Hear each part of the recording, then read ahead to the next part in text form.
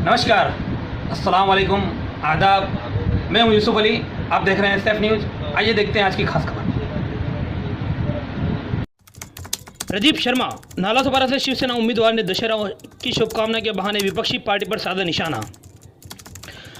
आज दशहरे के अवसर पर हर कोई एक दूसरे को दशहरे की शुभकामना दे रहा है।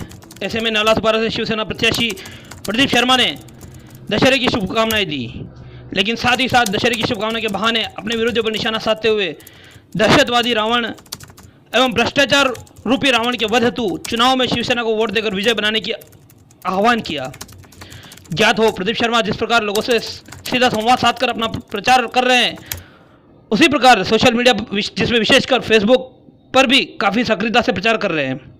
और इसी क्रम में आज एक वीडियो जारी करते हुए यह आह्वान किया है।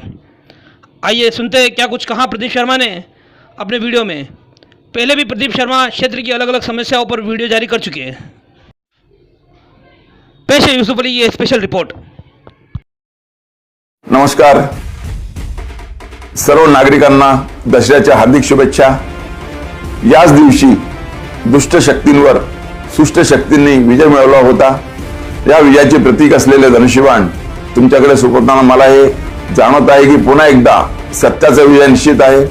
या लढाईत सहभागी होणारे तुम्ही सर्वजण राम आहात। सोमवार दिनांक 21 ऑक्टोबर रोजी सकाळी 7 ते संध्याकाळी 5 या वेळेत धनुष्यबाण निशाणी समोरील बटन दाबून येथील दहशत आणि भ्रष्टाचार रूपी रावणाचा कायमसाठी विनाश करावा ही विनंती। धन्यवाद। जय हिंद, जय महाराष्ट्र।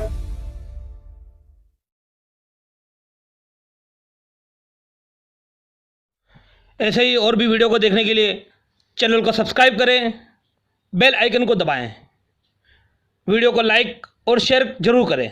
धन्यवाद।